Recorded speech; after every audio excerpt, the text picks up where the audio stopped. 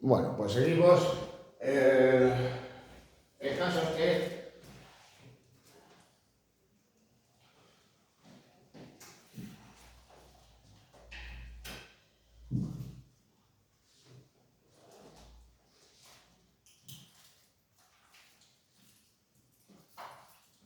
hay que mencionar también la situación de la política interna de cada bando durante la guerra civil y que explica también el fracaso de la República y su derrota en la guerra. Y es que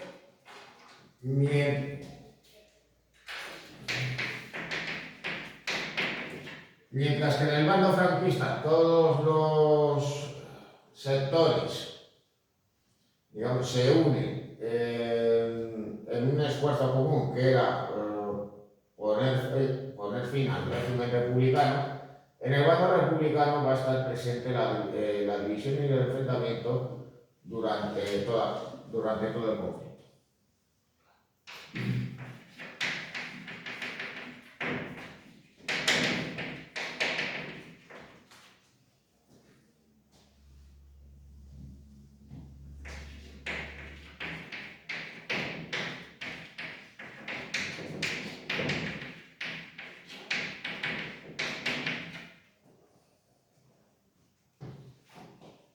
Así que, al poco tiempo de iniciarse la guerra,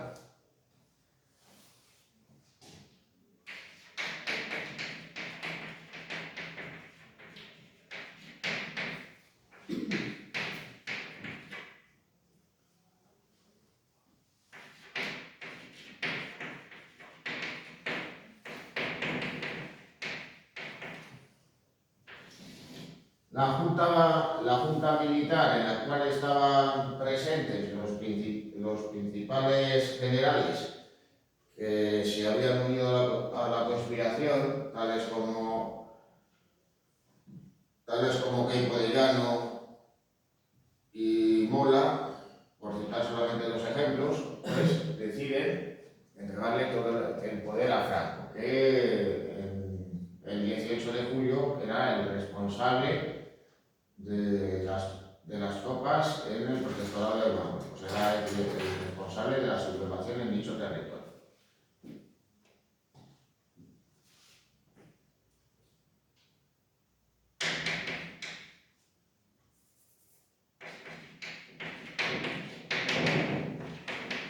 Así, Franco era al mismo tiempo el generalísimo de todos los ejércitos y el jefe del Estado.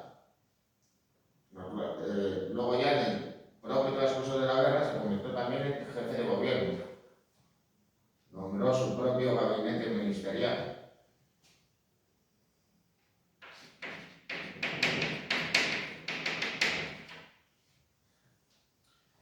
También al mismo tiempo, durante la guerra,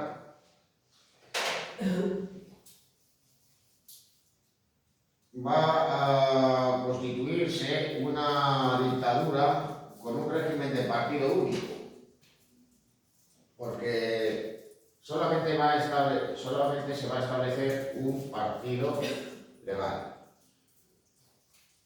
la Falange Española Tradicionalista y de las JONS, o sea, de las Juntas Obreras Nacional Sindicalistas.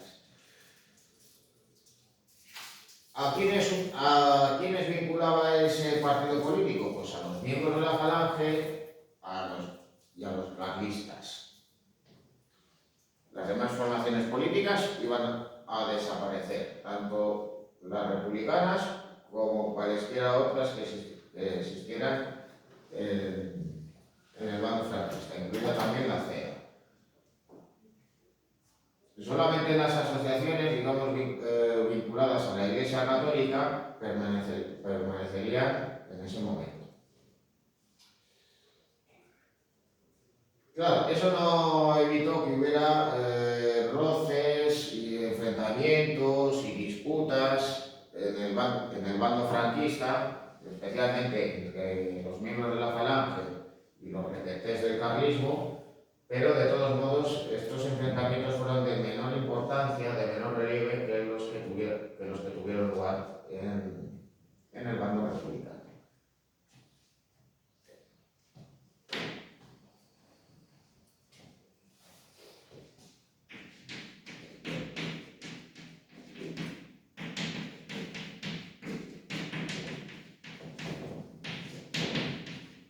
En el bando republicano fue frecuente la división y el enfrentamiento.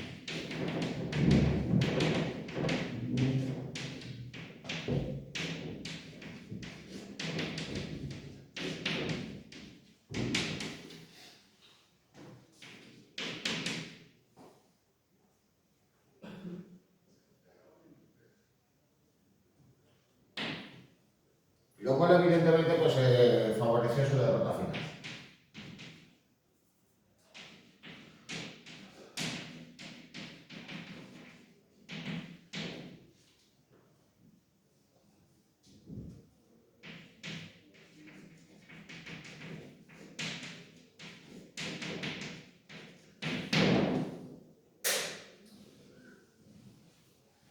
Bueno, cuando estalla la guerra, quien ocupaba la presidencia en ese momento era Santiago Casares Quiroga, un político de la confianza de Azaña, relacionado con el regionalismo gallego y que se vio sorprendido por la sublevación. Así que el mismo día 18 dimitió. Le va a suceder pues otro político republicano, pues vinculado pues también como Azaña a los partidos republicanos de izquierda, que fue Diego Martínez Barrio, el cual pues prácticamente dimitió en el día. Intentó ponerse en contacto con los militares sublevados, pero estos rechazaron sus ofrecimientos de poner las armas y por tanto renunció. Este sucedido por José Giral. José Giral permaneció en el poder durante algunas semanas, en el verano del 36, y él va a tomar una decisión de gran importancia en ese año, y es que va a ceder ante las demandas de los sindicatos obreros y va a permitir que éstas se armen y constituyan milicias. Buenos días. Lo cual tendrá pues, consecuencias positivas y consecuencias negativas.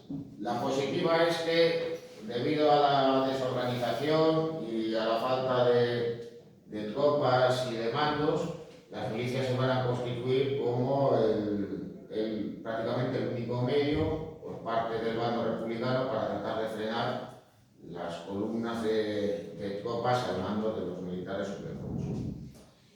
Pero también va a tener una consecuencia negativa, y es que estas milicias, a su vez, en la retaguardia, pues van a generar desórdenes públicos y van a tomarse también la justicia por su mano, llevando a cabo ejecuciones sumarias.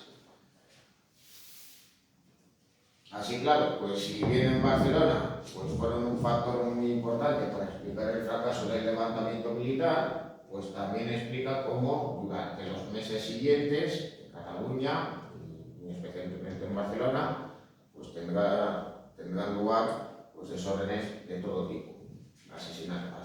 Asesinatos arbitrarios, expropiaciones forzosas, quema y asaltos de edificios religiosos, etc. También tuvieron lugar, de todos modos, en otros lugares. Bueno, como se pensaba que era mejor que alguien vinculado precisamente a estos partidos obreros ocupase la presidencia, a que lo hiciera alguien que estuviera vinculado a esos partidos republicanos, ya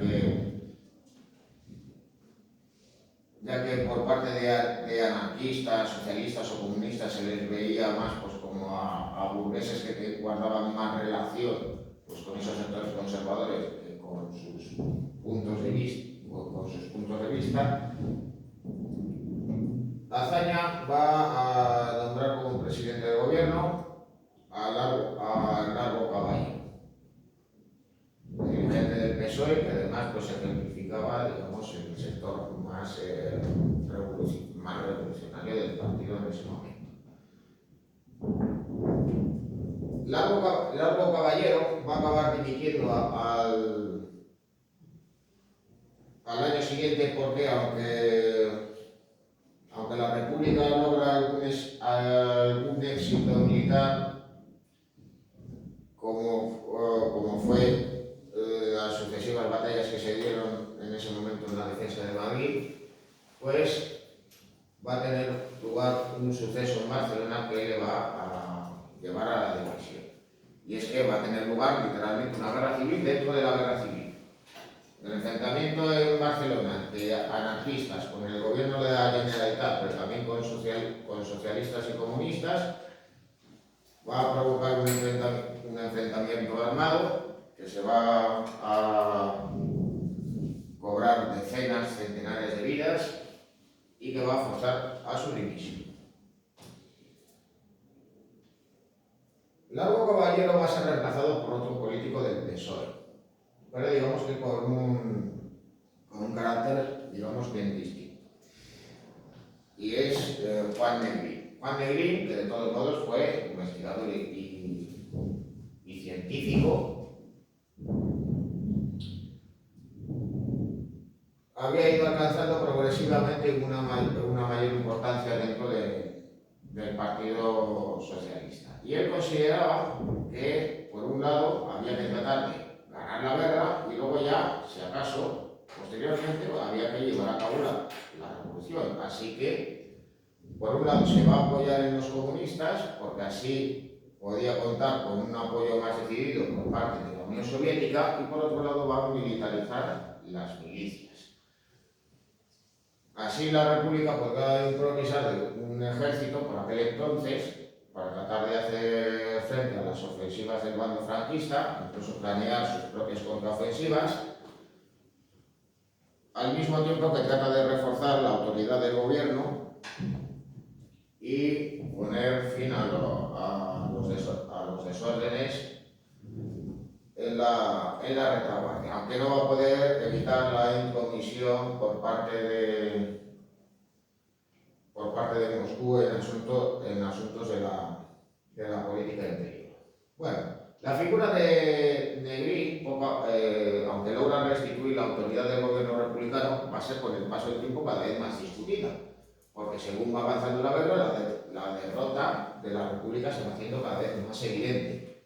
Él era partidario de resistir hasta el final, pero también había quienes pensaban en buscar algún tipo de paz negociada. Todo ello teniendo en cuenta de que había gente dentro de su propio partido, además de los anarquistas, que van a discutir su figura. Con lo cual,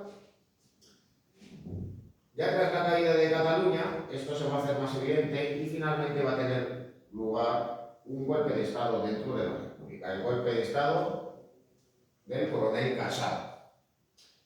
Este se había apoyado en algunos políticos socialistas, como Julián Besteiró, con el fin de echar del poder a Juan Negrín y tratar de negociar con Franco. Pero Franco se negó. Él ya de todos modos sabía que la derrota de la República era inminente y exigía una rendición incondicional.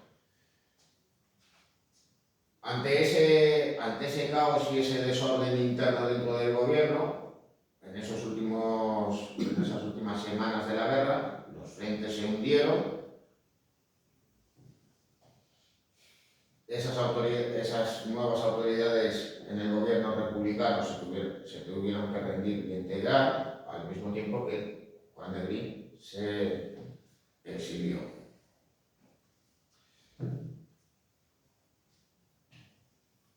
Bueno, pues de todos modos, acerca de Casado, ¿qué pasó con él? Bueno, pues se le permitió marcharse de España tras haber caído bajo arresto, pero pasados unos años se le permitió regresar a España, regresar a Madrid.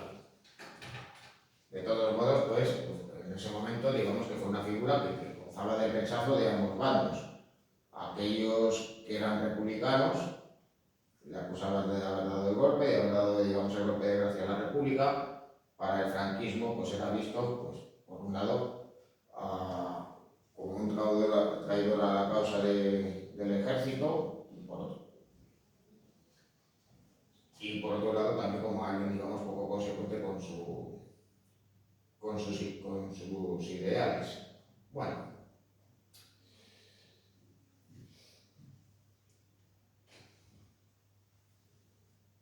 luego ya de todos modos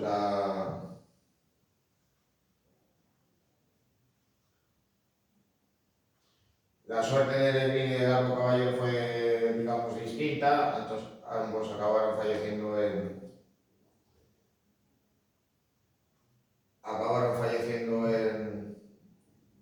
Francia, que de todos modos, pues Lenin solicitó que sus restos pudieran ser enterrados en España. Acerca del Largo Caballero, pues este acabó siendo recluido en un campo de concentración en Alemania durante la Segunda Guerra Mundial. Logró sobrevivir, no vivió, digamos, unas circunstancias, digamos, tan duras, tan extremas como otros, pero evidentemente pues su salud salió bastante debilitada después de ello.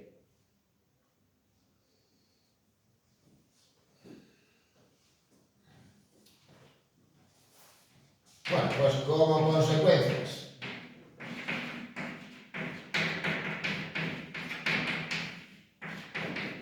pues qué cabe citar.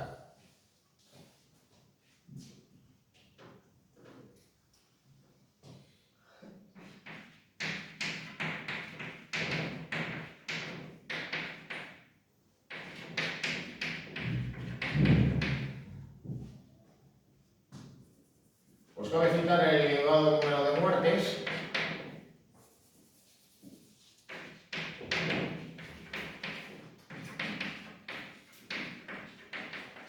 pero no especialmente por los combates. Es decir, no quiere decir que no hubiera batallas sangrientas a lo largo de la guerra, y muy especialmente en el caso de la batalla de Ebro, que duró más de 3 meses. Pero el mayor número de víctimas de la guerra fueron civiles y además lo fueron por objeto de la represión de ambos bandos.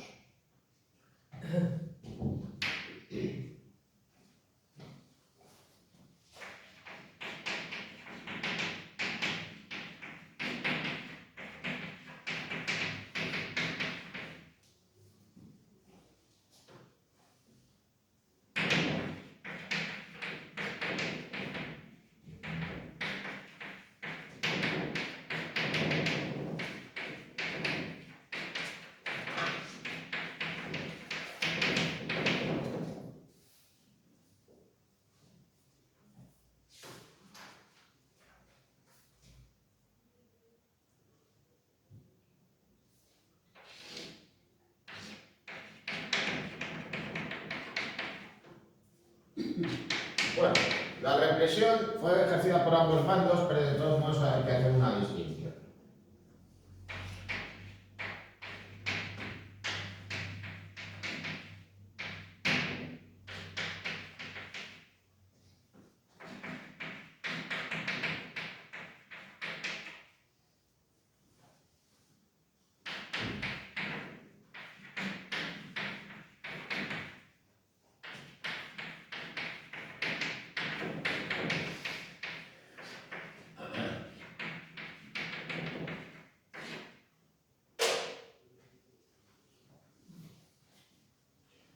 Y es que la represión en el bando republicano pues tuvo lugar sobre todo en los primeros meses de la guerra, y más que ser llevada por las autoridades, pues fue emprendida por milicianos vinculados a los partidos y sindicatos obreros.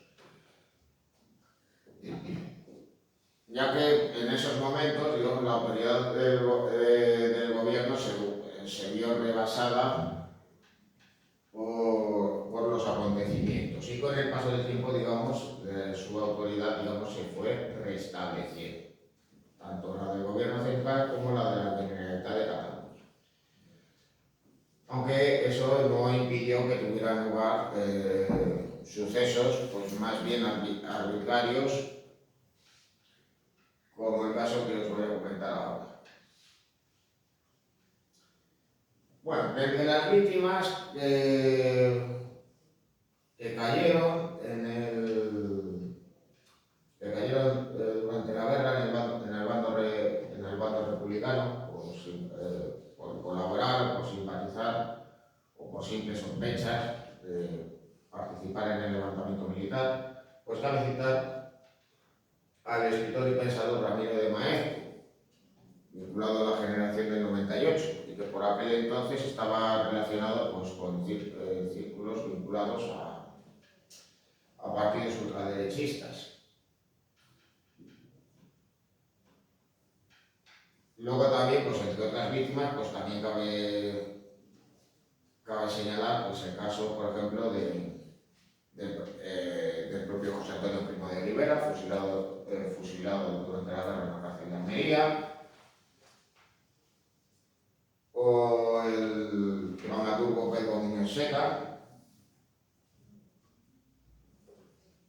que claro, pues cuando se encontró ante el tribunal, ante el pelotón de fusilamiento, pues viene a decir que a él le podían quitar de todo, la hacienda, las propiedades, pero lo que no le podían quitar era el miedo.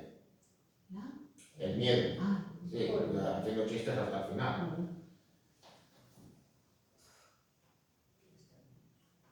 Bueno, en el caso del bando franquista, digamos que la situación fue diferente, porque aparte de las represalias que pudieran acometer pues, las milicias de carlistas, de falangistas, también digamos de un carácter arbitrario, o las que pudiera llevar a cabo el propio ejército, pues ya desde un principio digamos que esta represión estuvo articulada por el propio Estado, con el fin también de generar el terror en el otro bando, al mismo tiempo que esto favorecía la propia cohesión interna, por medio, digamos, de esa política de terror.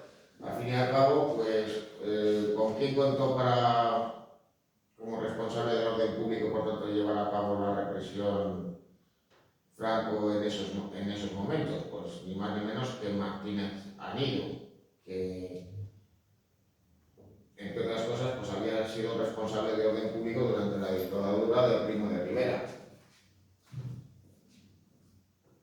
Era alguien pues, que generaba profundos odios, pero también inspiraba un enorme terror. Así que ya simplemente por el nombre, digamos que las intenciones estaban, digamos, claras. Bueno, dentro de las víctimas del bando franquista, que acabaron en prisión, que acabaron siendo asesinadas, pues sin lugar a la duda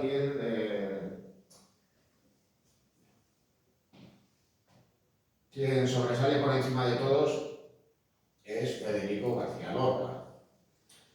Bueno, en cuanto a su asesinato, pues se ha escrito mucho sobre ello. Al fin y al cabo, pues quien más se ha esforzado, digamos, en conocer pues, y divulgar precisamente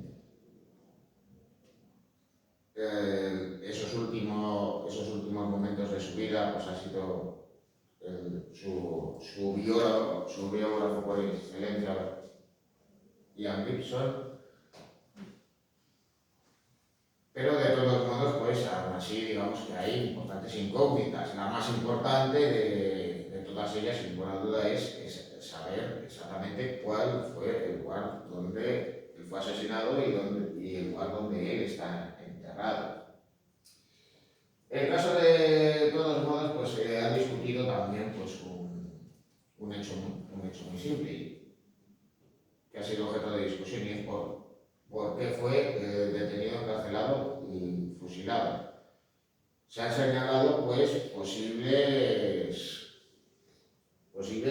envidias y celos que procedieran de tiempo atrás, rencores entre familias, de formaciones políticas, Incluso pues se señala que la escritura de algunas de sus obras, como Bodas de Sangre, incluso la Casa de Bernardo de Alba, venían, digamos, a señalar a algunas personas que él conocía y que por tanto pudieron, digamos, que maniobrar por detrás. De todos modos, lo que sí que es cierto, de todas maneras, es una cosa. Hay quienes señalan, digamos, el carácter apolítico de Federico García Lorca. Es cierto que no militaba en ningún partido, pero eso no quiere decir que no fuera una persona con ideas políticas y comprometida. Al fin y al cabo, él participó en esas misiones pedagógicas a través de la barraca. Era alguien, digamos, que estaba en relación con el gobierno republicano y que por tanto pues era visto más como alguien que estaba más a favor de la causa republicana que a favor de la causa franquista. Eso por una parte. Y luego por otra parte, digamos que las circunstancias en esas últimas semanas de vida jugaron en su contra. Él pensó que quizá en Madrid estaba en peligro y que quizá podía estar más seguro en Granada, donde ahí pues tenía familiares y conocidos y que en cierto modo pues le podían ayudar y le podían proteger. El caso es que en Granada estalló una sublevación y esta sublevación triunfa. Así que, ¿qué es lo que va a hacer? ¿Qué es lo que va a hacer Lorca? Pues se va a refugiar en la Casa de los Rosales, una familia de influencia política vinculada a la Falange, pero de todos modos eso no le va a garantizar su seguridad, con lo cual, pues, finalmente pues acabó muerto.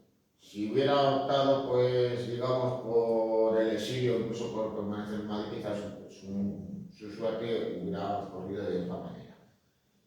Pero claro, digamos que las circunstancias, digamos, personales de cada uno, pues sí, le pueden empujar a tomar determinadas decisiones. La historia, de todos modos, es la que es. Y claro, pues la guerra civil pues llevó a que García Lorca muriera asesinado, a que Luis Cernuda marchara al exilio, al igual que Manuel de Falla, a que Miguel Hernández muriera en prisión y a que Antonio Machado falleciera muy poco tiempo después de su marcha de España. Bueno, con Machado, de todos modos, las circunstancias, digamos, fueron un tanto distintas. Bueno, Machado ya por aquel entonces, pues evidentemente era un poeta consagrado, era ya pues prácticamente un anciano que encima parecía tener más años de los que él realmente tenía, debido pues a sus malos hábitos de salud. Pero de todos modos, pues cuando estalla la guerra y teniendo en cuenta también pues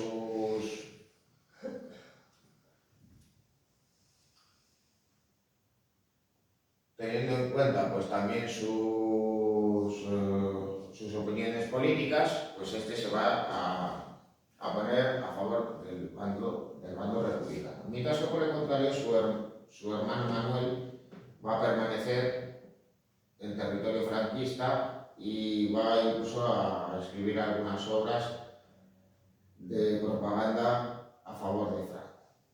Bueno, él que había estado vinculado a la República y de hecho pues había formado parte del Ateneo del Ateneo de Segovia y también del de Madrid, pues manifestando esas opiniones, pues se va a radicalizar durante la guerra. Sus opiniones, digamos, pues se van a posicionar de manera más extrema, cosa que de todos modos era habitual y frecuente por aquel entonces. El caso es que de todos modos durante la guerra pues se va a trasladar a Valencia, posteriormente a Barcelona y desde allí va a cruzar la frontera en enero de 1939 con su madre, que contaba con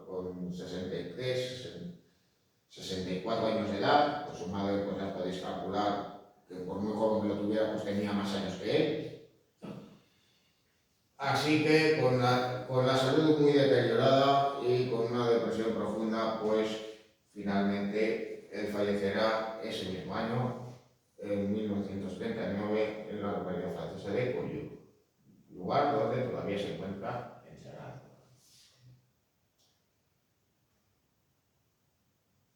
Bueno, hemos visto el caso de Machado, hemos visto también el caso de García Lorca y de Ramiro Maeztu.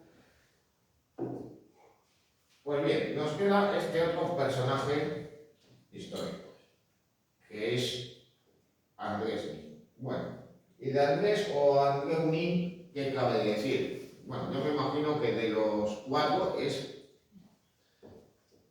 el más desconocido para vosotros. Bueno, pues ¿quién era? Bueno, pues su asesinato pues guarda relación precisamente con esos ajustes de cuentas que tuvieron lugar durante la guerra. Y en este caso, pues, guarda relación con lo que sucedió en la retaguardia del bando republicano. Por aquel entonces, la influencia del Partido Comunista había ido en aumento y había condicionado las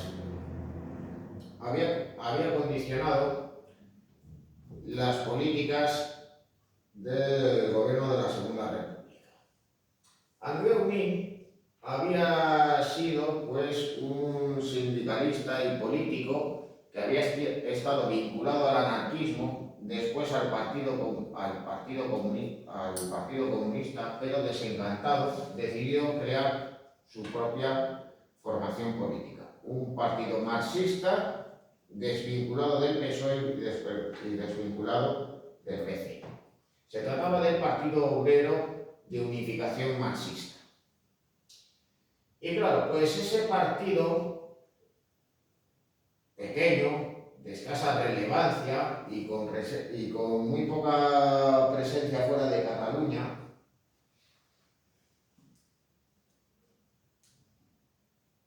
era visto como una suerte de obstáculo por parte del gobierno, pero sobre todo por parte de los asesores militares y diplomáticos soviéticos que estaban presentes en España en ese momento.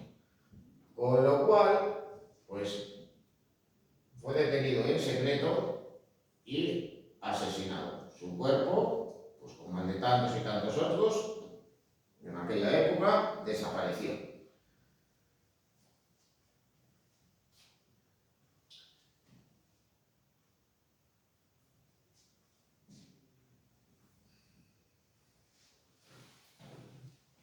Bueno, de todos modos,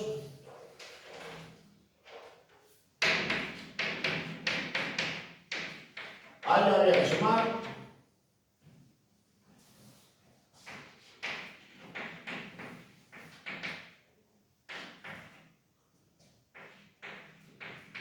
las muertes por enfermedad de hambre,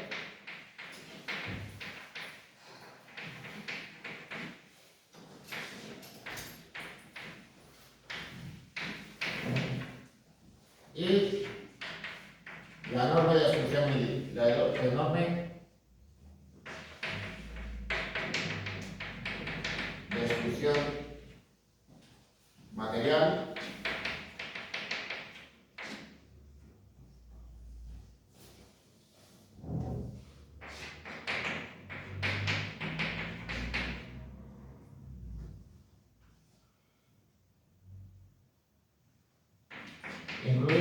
parte del patrimonio histórico artístico. Claro, en unas ocasiones, pues por estar en áreas de combate, pues cabe citar que hubo edificios que fueron objeto de una destrucción total o parcial.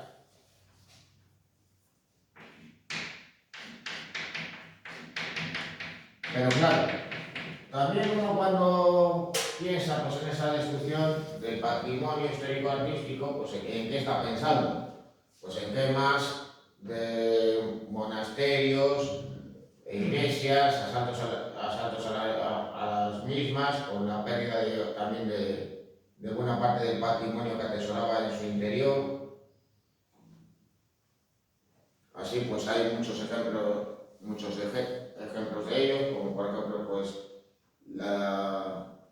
la destrucción pues, de buena parte de ese patrimonio que estaba en el interior de la iglesia de Santa María del Mar de Barcelona, que condujo incluso a que se desenterraran las momias que estaban en el interior.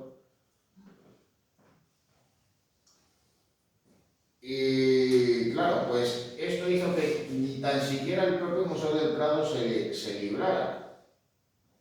Debido a la caída de varias bombas en el edificio, que de todos modos pues fueron objeto de un bombardeo pues, decididamente deliberado, que fueron porque las bombas cayeron en una zona civil, residencial, por parte de aviones. El Museo del Prado no estaba en medio del frente de combate. Pues lo que se decidió fue llevar todas las obras lejos del museo, primero fueron trasladadas a Valencia, después a Barcelona y finalmente se trasladaron fuera de España, permitiéndose luego ya después de la guerra su regreso a su lugar de origen.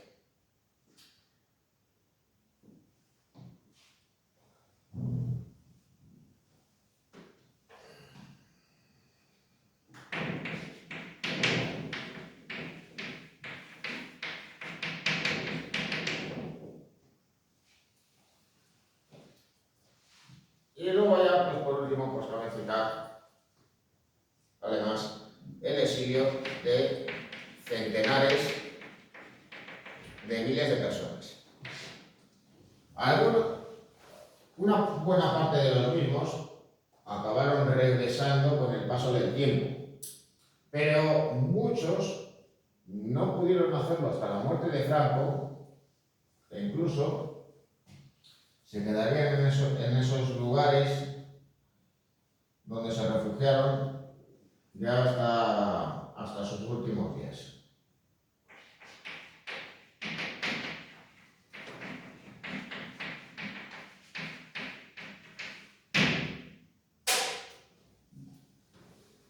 Claro, evidentemente los políticos republicanos y los dirigentes y militantes de esos partidos y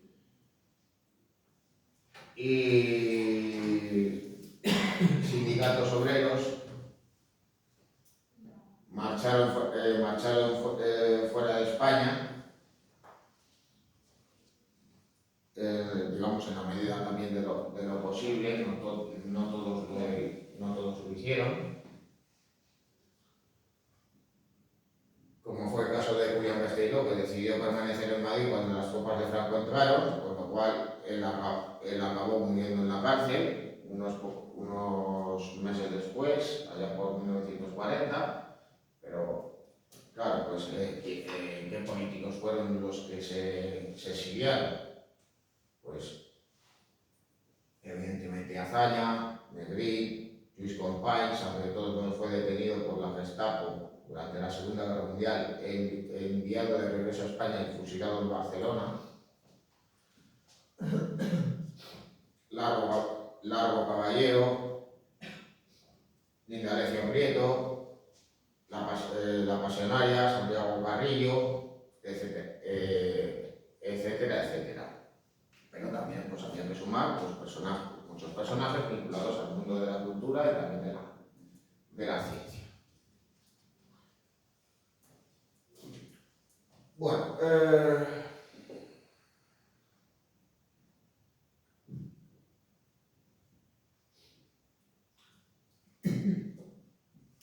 luego, evidentemente, la conclusión de la guerra civil supuso también la definitiva consolidación del régimen dictatorial del general Franco. Ahí le veis, de todos modos, pues en el desfile militar que tuvo lugar para celebrar su victoria en Madrid allá por 1939. Él estaría en el poder pues, hasta su fallecimiento en 1975. Bueno, pues ahí de todos modos le veis con uniforme militar, pero de todos modos vistiendo la camisa azul y la boina roja propia de los miembros de la Falange y del requete carlista.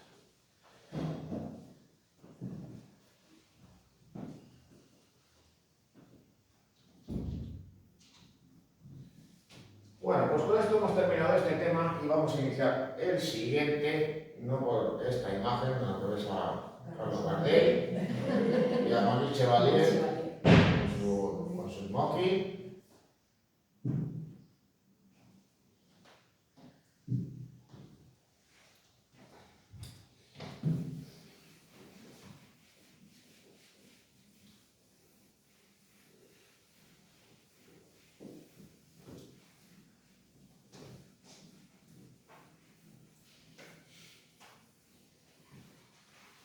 Bueno, pues vamos a empezar con el tema 10.2.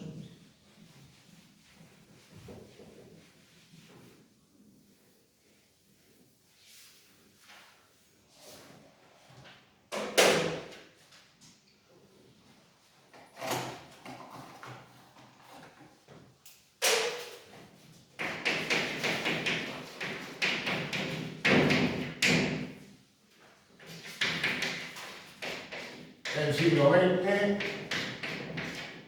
1900-1945, ciencia y cultura.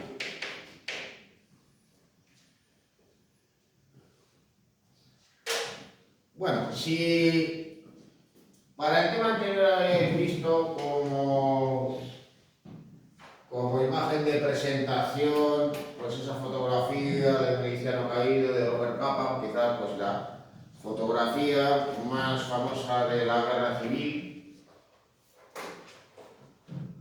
Ante vosotros tenéis pues una de las fotografías más conocidas, o puede que la más conocidas, de todas aquellas relacionadas con los personajes de la cultura del siglo XX en España, y ya más particularmente los protagonistas de la cultura en la primera mitad del siglo. Y que además pues, representa un acontecimiento clave, además en el devenir de la vida. Bueno, esta fotografía corresponde a la celebración en el Ateneo de Sevilla del centenario del poeta Luis Góngora. Y en ella estuvieron presentes, además, pues, personajes de la cultura vinculados a la generación del 27. Es decir, ahí tenéis presentes a varios de los autores vinculados a dicho movimiento. Bueno, ¿a quiénes podéis reconocer en esta fotografía? Pues Evidentemente, ¿quién es este? ¿Y quién es el que está a su izquierda? Alberti. Rafael Alberti. Pero de todos modos también, entre otros, están Jorge Guillén, Damaso Alonso y Gerardo Diego. Bueno, vamos a empezar por la ciencia y la tecnología. Empezamos con esa foto podéis ver a Niels Bohr y a Albert Einstein de sobremesa. Relajaos, ya les ves. Bueno, ciencia y tecnología. Bueno, pues vamos a empezar por el principio, que es lo que a mí se me da peor explicar, que es la física. Bueno,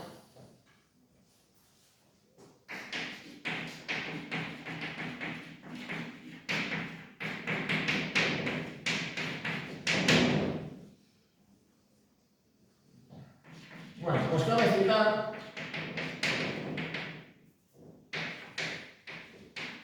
el nacimiento de la física moderna.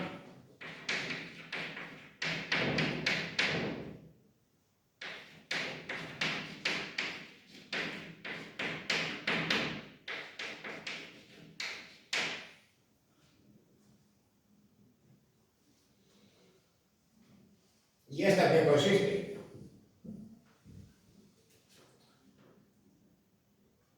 Bueno, pues básicamente en lo que vamos a abordar a continuación, que es la física cuántica.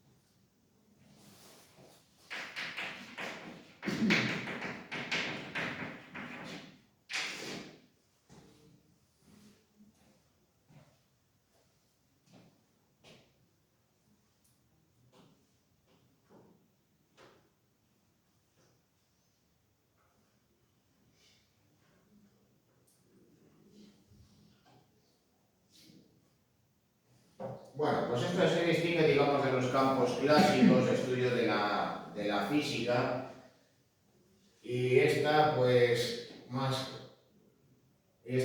básicamente en qué se viene, digamos, en qué se viene a resumir, es decir, que cuál vendría a ser su objeto de estudio. Bueno, pues en primer lugar hay que hablar de Max Planck.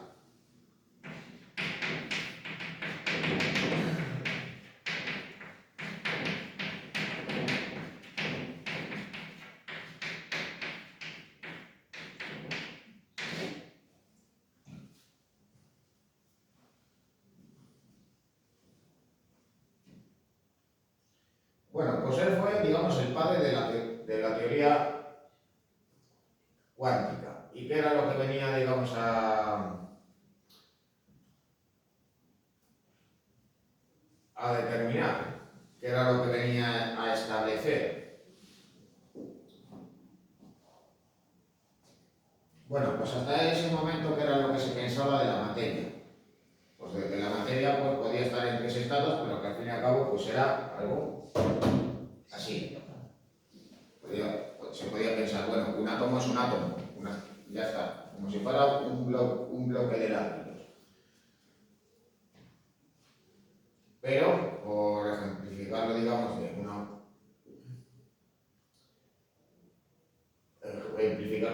una manera simple, pues se empieza, digamos, a constatar que los átomos están divididos en partes y que no son, digamos, por decirlo de alguna manera, estáticos.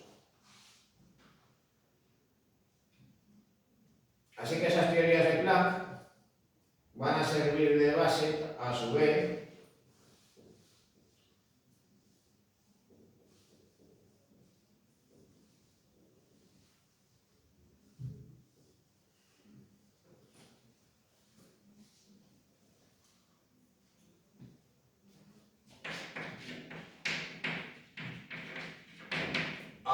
físicos. Por un lado, el modelo atómico de Planck, que fue quien estableció que los átomos contaban por partículas positivas, negativas y neutras. Se sumó la teoría de la indeterminación de Heisenberg, o principio de incertidumbre,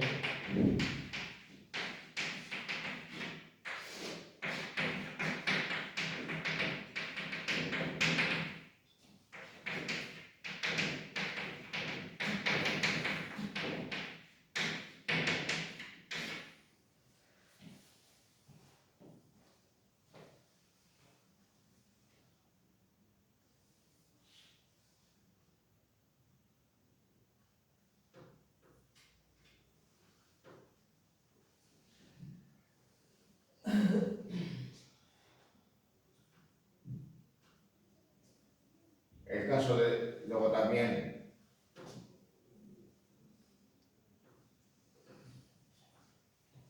Bohr, partiendo de Planck,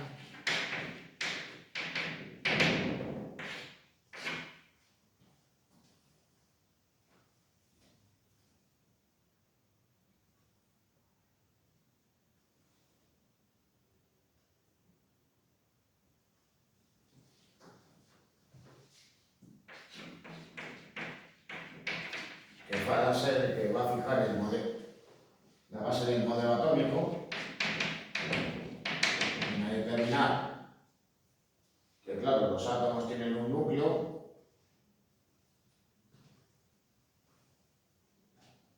pero luego los electrones van a orbitar alrededor de ese núcleo.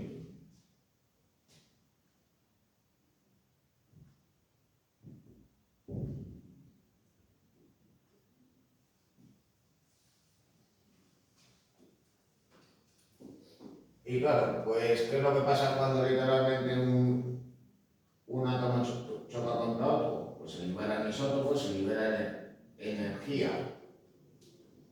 ¿Y eso qué es lo que va a permitir? Pues permitir la fisión nuclear, liberar, por tanto, energía atómica.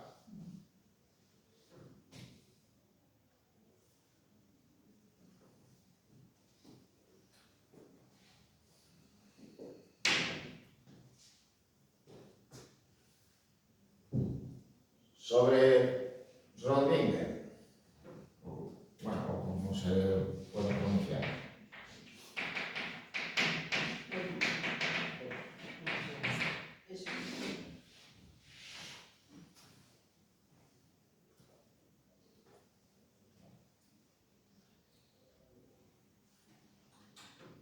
Bueno, aparte del principio del gato de Schrödinger, que de vez en cuando digamos que sale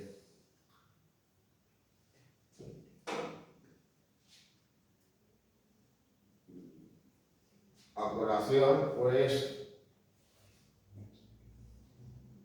él es cuando hace pues, precisamente ese cálculo de las funciones de ondas, fundamental para poder entender la teoría cuántica.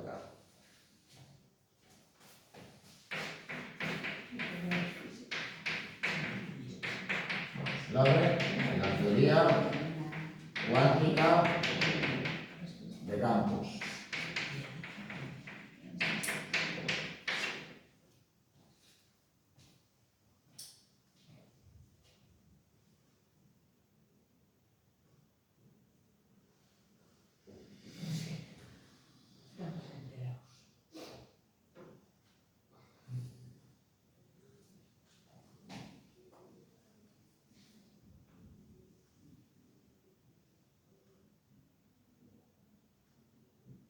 Y luego ya por último, Albert Einstein. Albert Einstein de todos modos pues difería acerca de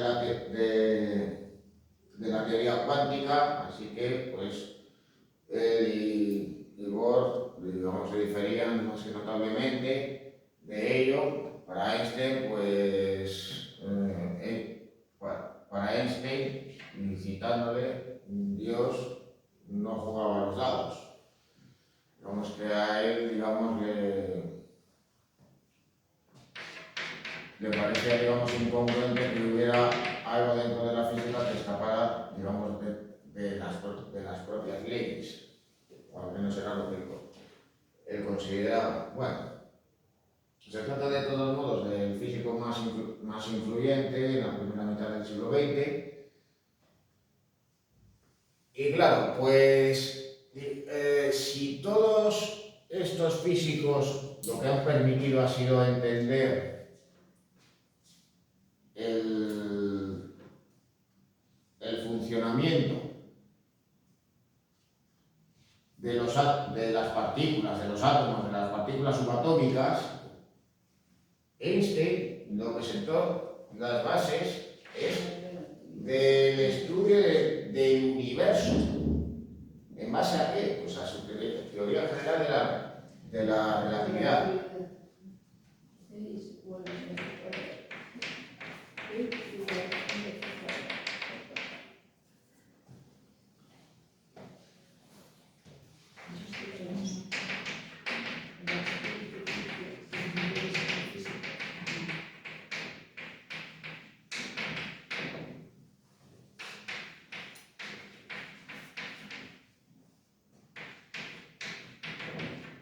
Es decir, que sin las teorías de Einstein, pues no se sabría cómo hubiera sido el Big Bang, es decir, el origen del universo, no se sabría lo que sucede con los agujeros negros, no nos explicaríamos pues tantos y tantos fenómenos que suceden en el universo en su conjunto. Pero de todos modos, claro, sus teorías, digamos que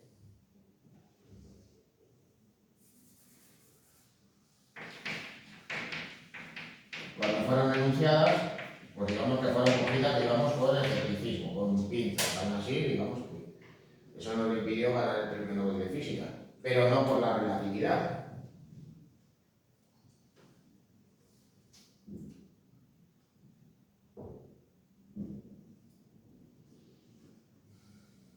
Pero claro, solamente digamos, la observación de los fenómenos comprobará pues que la teoría de la relatividad pues, es constatable, es comprobable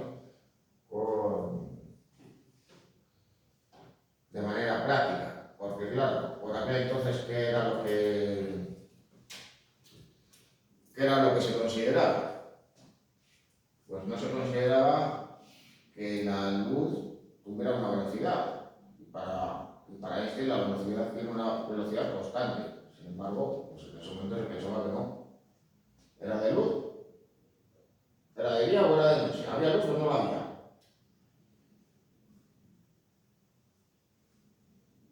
Bueno, así que claro, pues esas constataciones de los fenómenos fotoeléctricos pues van a ser lo que le permita ganar el premio Nobel, pero no curiosamente la teoría de la relatividad, que digamos la teoría que permite conocer pues, precisamente esa mecánica del funcionamiento de los fenómenos que suceden en el universo.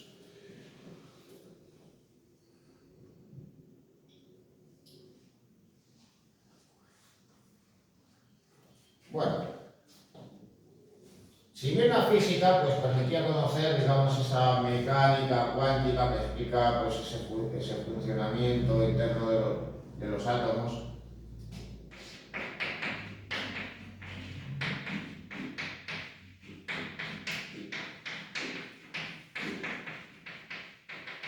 pues eso no quiere decir que el estudio atómico fuese estudio exclusivo solamente de los físicos.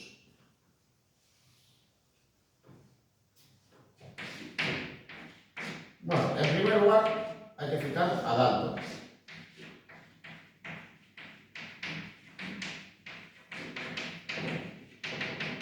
Y su modelo atómico.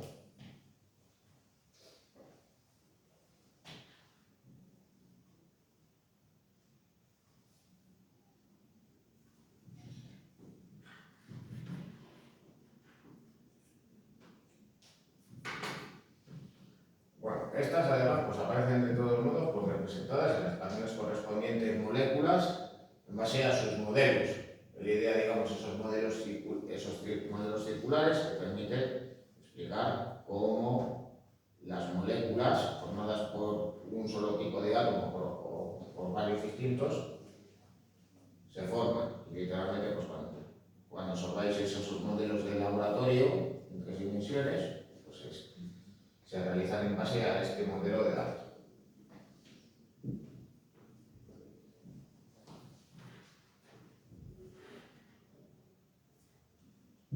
Bueno,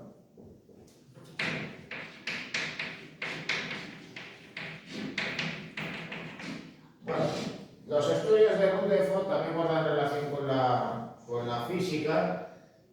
Sus estudios fueron fundamentales para el estudio del fenómeno de la radioactividad.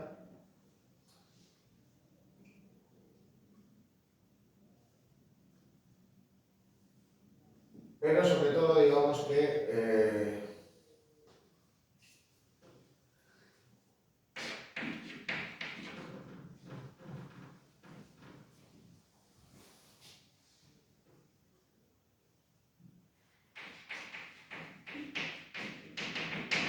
va a ser clave, de todos modos, para conocer, por un lado, el estudio de la masa atómica, y por otro lado, el estudio de las radiaciones atómicas, que básicamente pues, las iban a clasificar en 3 tipos: las radiaciones alfa, las beta y las gamma.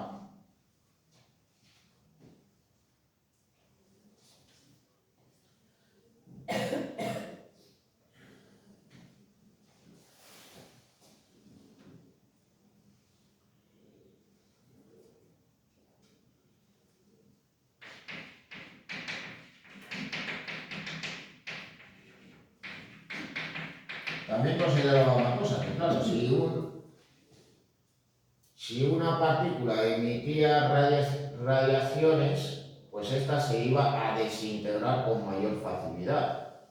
Claro. Vosotros y vosotras podéis pensar, si quemamos carbón, si quemamos madera, al liberar energía, pues la materia se va a ir consumiendo. Con los minerales radiactivos, pues va a suceder lo mismo.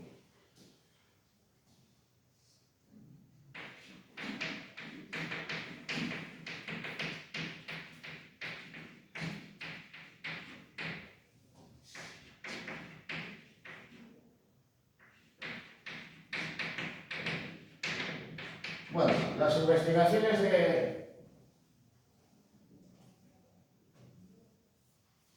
investigaciones de Rutherford van a ser el punto de partida del matrimonio Curie.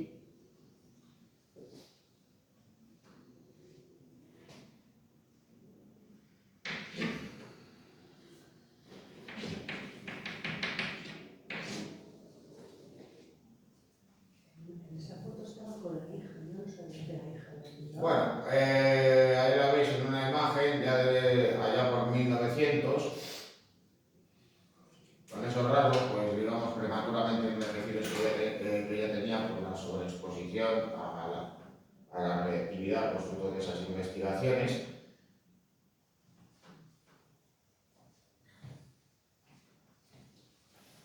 Y claro, pues Marie Curie y su marido Pierre, pues primeramente digamos que investigaron el fenómeno de la radioactividad en el campo de la física, como había emprendido Rutherford, y luego ya también buscaron, digamos, esa suerte de aplicaciones o posibilidades prácticas en el campo de la química. Eso lo llevaría a Marie Curie a ser la única persona galardonada con 2 premios Nobel, el de física, que compartió con su marido, y el de química. Ahí en la imagen la veis con su hija.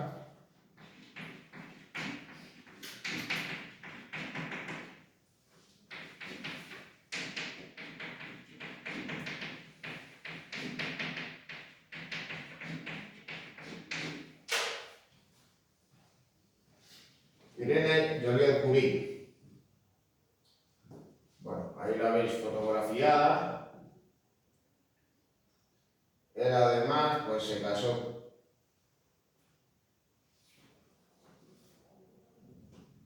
con Jean Joliot y curiosamente, pues, perdón, Frédéric Joliot,